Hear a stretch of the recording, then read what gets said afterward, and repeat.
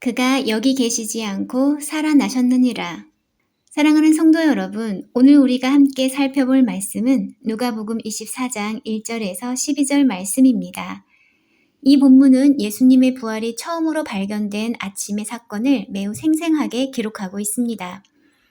예수님께서는 금요일에 십자가에서 죽으시고 무덤에 장사되셨습니다. 그 무덤은 아리마대 사람 요셉이 제공한 새 무덤이었습니다. 유대인들의 안식일이 시작되었기 때문에 예수님의 시신은 급하게 장사되었고 충분한 장례 준비가 이루어지지 못했습니다.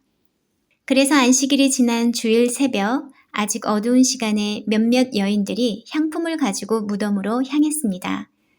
그들은 예수님의 시신에 향유를 바르기 위해 온 것이었습니다. 그들의 마음에는 슬픔과 애도가 가득했을 것입니다. 그들은 예수님이 살아나셨을 것이라고 기대하지 않았습니다. 그저 사랑하는 스승의 마지막 이해를 갖추기 위해 온 것입니다. 그런데 그들이 무덤에 도착했을 때 예상하지 못한 일이 벌어졌습니다. 무덤을 막고 있던 큰 돌이 이미 굴려져 있었던 것입니다. 놀란 마음으로 무덤 안으로 들어갔지만 더 놀라운 일이 있었습니다. 예수님의 시신이 보이지 않았습니다.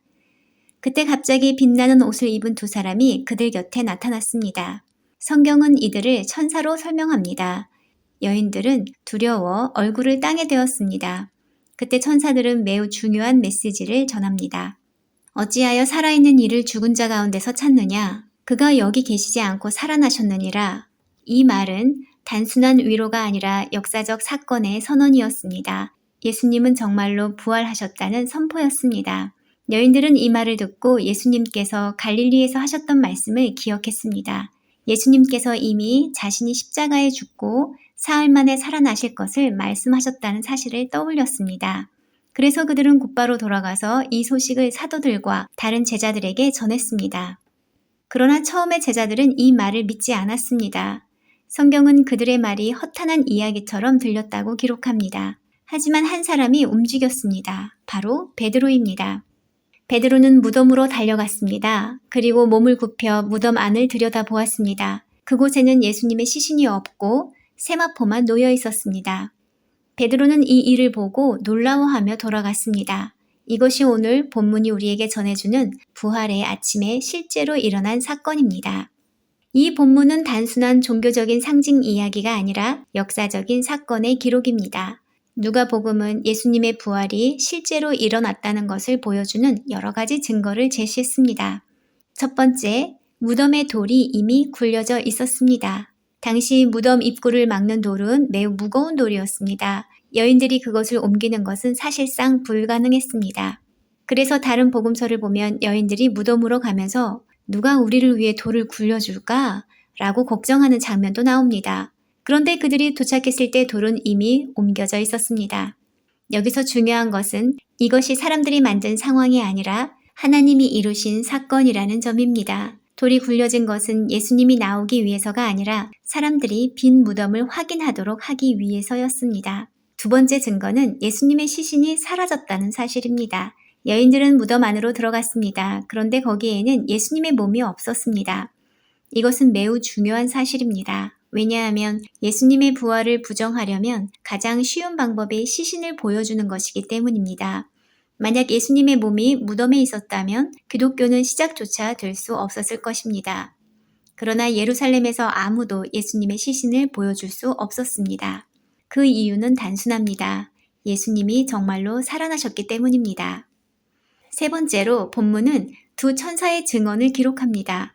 성경에서 중요한 사실을 확증할 때는 두 증인이 필요합니다. 하나님께서는 그 원칙에 따라 두 천사를 통해 부활을 선언하게 하셨습니다. 천사들은 여인들에게 이렇게 말했습니다. 어찌하여 살아있는 자를 죽은 자 가운데서 찾느냐? 이 말은 매우 깊은 의미가 있습니다. 예수님은 더 이상 죽은 자가 아니라 살아계신 분이라는 것입니다. 그리고 천사들은 분명하게 말했습니다. 그가 여기 계시지 않고 살아나셨느니라. 이것은 상징적인 표현이 아니라 사실의 선언입니다. 마지막으로 중요한 사실은 베드로가 직접 무덤을 확인했다는 것입니다. 여인들의 말을 들은 제자들은 처음에는 믿지 않았습니다. 그러나 베드로는 무덤으로 달려갔습니다. 그리고 그는 직접 무덤 안을 들여다보았습니다. 그곳에는 세마포만 남아 있었습니다. 이 장면은 매우 중요합니다. 만약 누군가 시신을 훔쳐갔다면 세마포를 그대로 두고 갈 이유가 없습니다. 그러나 예수님의 몸은 사라지고 세마포만 남아 있었습니다.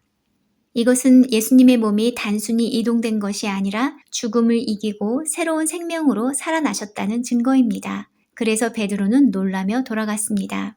사랑하는 성도 여러분, 예수님의 부활은 단순한 종교 이야기나 신화가 아닙니다. 돌이 굴려져 있었고 무덤이 비어 있었고 천사들이 증언했고 베드로가 직접 확인했습니다.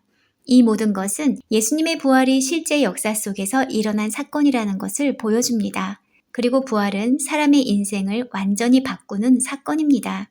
예를 들어 리스트로벨이라는 사람이 있습니다. 그는 미국의 유명한 신문 기자였고 무신론자였습니다. 그는 기독교를 반박하기 위해 예수님의 부활을 조사하기 시작했습니다. 그는 역사학자와 의사, 신학자들을 인터뷰하며 부활 사건을 조사했습니다. 그런데 조사를 하면 할수록 한 가지 결론에 도달하게 되었습니다. 예수님의 부활은 실제로 일어난 사건이라는 사실이었습니다. 그는 결국 이렇게 고백했습니다. 나는 부활을 부정하려고 조사했지만 결국 부활이 사실이라는 결론에 도달했다. 그리고 그는 그 이후 예수님을 믿는 사람이 되었고 수많은 사람들에게 복음을 전하는 사람이 되었습니다. 사랑하는 여러분, 빈 무덤은 단순한 과거의 이야기가 아닙니다. 그것은 오늘도 우리에게 말합니다. 예수님은 죽음을 이기셨습니다. 예수님은 지금도 살아계십니다. 그래서 천사의 말은 오늘 우리에게도 들려옵니다. 그가 여기 계시지 않고 살아나셨느니라. 이 부활의 사실을 믿고 살아가는 우리가 되기를 주님의 이름으로 축원합니다. 기도하시겠습니다. 사랑하는 하나님 아버지, 오늘 복음의 말씀을 통해 예수님의 부활을 다시 묵상하게 하심을 감사드립니다. 빈 무덤과 천사의 증언을 통해 우리 주님이 참으로 살아나셨음을 믿는 믿음을 우리 마음에 더 굳게 하여 주세요. 의심과 두려움 속에서도 무덤을 향해 달려갔던 베드로처럼 우리도 부활의 진리를 확인하며 살아가는 믿음을 갖게 해주세요. 부활하신 주님을 만난 사람들처럼 우리의 삶도 변화되어 주님의 증인으로 살기를 소원합니다. 살아계신 예수님의 이름으로 기도드렸습니다. 아멘.